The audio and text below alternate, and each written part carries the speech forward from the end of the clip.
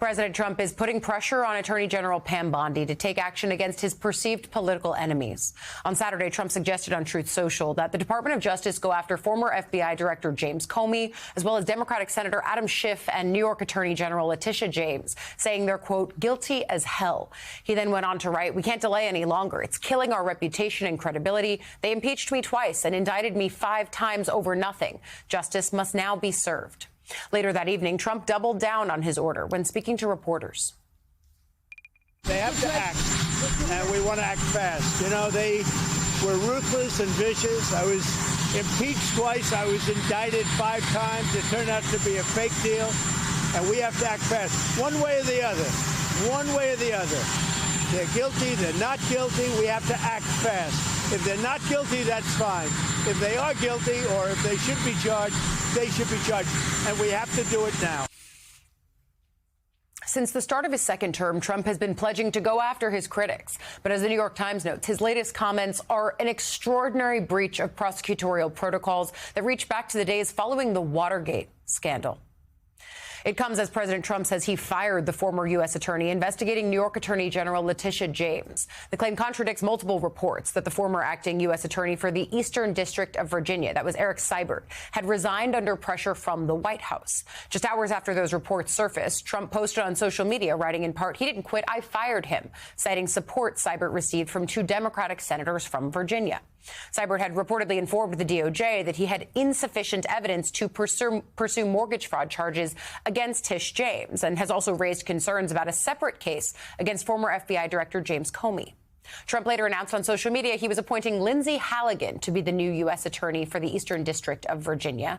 Halligan, a special assistant to the president, also served as Trump's lawyer in civil litigation after his Mar-a-Lago property was raided by the FBI in a search for classified documents. And amid concerns of the Trump administration ramping up efforts to undermine media outlets, President Trump lashed out at ABC's chief White House correspondent Jon Karl last week. Trump first took jabs at Karl Tuesday after he asked Trump about Attorney General Bondi's vow to go after people who engage in what she called hate speech. And what do you make Pam Bondi saying she's going to go after hate speech? Is that, I mean, a lot of your allies say hate speech is free speech. You probably go after people like you because you treat me so unfairly. It's hate. You have a lot of hate in your heart. Maybe they'll come after ABC. Well, ABC paid me $16 million recently for a form of hate speech, right? Your company paid me $16 million for a form of hate speech. So maybe they'll have to go after you. That war of words continued on Friday when Karl pressed Trump on freedom of speech. I just want to settle this free speech question, because you've said that you restored free speech in America. Yeah. Is that free speech including for people who are harshly critical of you, for your political opponents, for people who say things you don't like, who treat you unfairly? Well, I'm winning. I mean, I'm winning the cases, and the reason I'm winning is because you're guilty, John. You're guilty. ABC is a terrible network, a very unfair network, and you should be ashamed of yourself. NBC is equally bad. I don't know who's worse. I think they're equally bad. And, you know, for you to stand there and act so innocent and ask me a question like that. But look, you paid a big price because you were dishonest, John. The reason I won that lawsuit was because you were dishonest. You were proven to be dishonest. And so you can't sit back and just say, oh, well, what do you think? You know, like you're some wonderful person. You're not a wonderful person. Frankly, you're a terrible reporter. You know it, and so do I. And in the instances where Trump is saying he won those lawsuits, in large part, they were settlements. It wasn't a winner or a loser. They just settled. Meanwhile, family and friends of the late Charlie Kirk gathered in Arizona yesterday for an emotional memorial. Tens of thousands of people, including President Trump and a host of top administration officials, packed State Farm Stadium in Glendale to mourn the conservative activist in an hours-long service. Kirk's widow, Erica, delivered a heartfelt speech promising to continue her husband's work and offering forgiveness to his alleged assassin. The president, meanwhile, remembered his close friend and ally as a martyr, while also injecting some politics into his remarks. That man, that young man, I forgive him.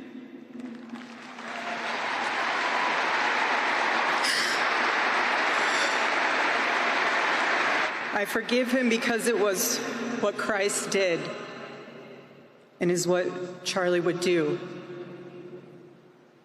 The answer to hate is not hate. The answer we know from the gospel is love, and always love. Love for our enemies and love for those who persecute us. He did what was right for our nation. And so on that terrible day, September 10th, 2025, our greatest evangelist for American liberty became immortal.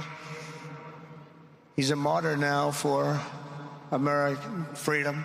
He was a missionary with a noble spirit and a great, great purpose. He did not hate his opponents. He wanted the best for them. That's where I disagreed with Charlie. I hate my opponent, and I don't want the best for them. I'm sorry. I am sorry, Erica. But now Erica can talk to me and the whole group, and maybe they can convince me that that's not right, but I can't stand my opponent. I want to start off our hour with White House reporter for the Associated Press, Darlene Superville. Darlene, I know you were watching that entire memorial service yesterday. It was really striking, I think really moving to see Erica Kirk's reaction and saying that she forgives this man who allegedly shot her husband. I thought that was extremely moving. But then a clear contrast between the way that President Trump's tone was up there. I mean, you saw the part where he says, I don't feel the same way. I hate my opponents. I mean, that's not unity in this moment. No, it isn't. And it was striking to me. I think I literally gasped when I was home and I heard him say how much he hates his opponent. Yeah. And it came after Erica Kirk, as you mentioned, spoke very movingly of her husband and said the answer to hate is not hate. And then here comes the president saying, well, I hate my opponent. So it was quite jarring to see. But it's also kind of typical of the president to always infuse most of his public appearances or speeches with politics. Yeah. You know, he talked about tariffs there. He talked about the autism announcement that is supposed to be happening today at the White House.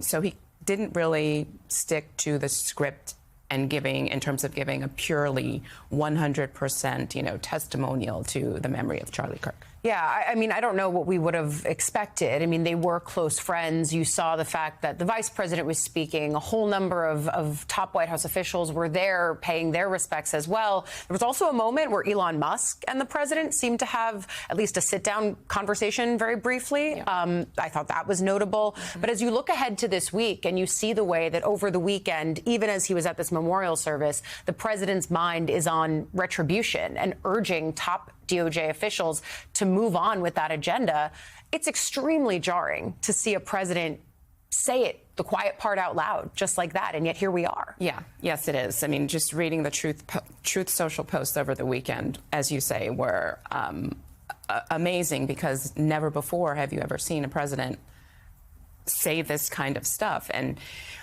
the clip that you played of him when he talked about we have to act now, we have to act fast, someone was talking to me about the statute of limitations potentially running out. And so I think the president is feeling some amount of pressure if there is a certain deadline by which he wants to see people charged and he thinks the attorney general isn't moving fast enough.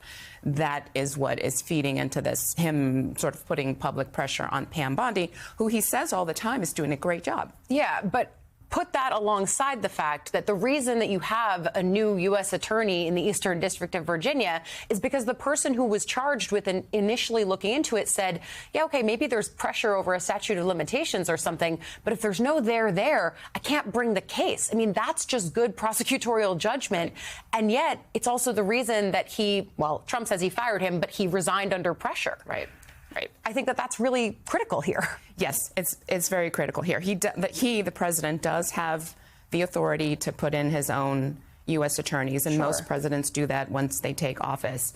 But I think one of the things that's behind this individual either being fired or stepping down on his own accord is the pressure to bring charges against Letitia James when he hasn't found any there. Yeah, and I think that that's always going to be the key. The fact that these prosecutors can investigate, they can look for things. Certainly, they're allowed to do that. But you can't bring a case if you don't find actual wrongdoing. You can't make it up. You can't make it up. And I think that's where the pressure campaign from Trump on social media and in other forums really comes home to roost, when you see that these prosecutors are leaving because they know they can't continue in their jobs unless they find charges that might not exist. Right. And we've seen it before with other prosecutors, too. And we've seen it before with other prosecutors. I think it's a great point. There's a lot for us to watch for. Darlene Superville, the White House reporter for the Associated Press, starting us off on this Monday. Thank you, as always.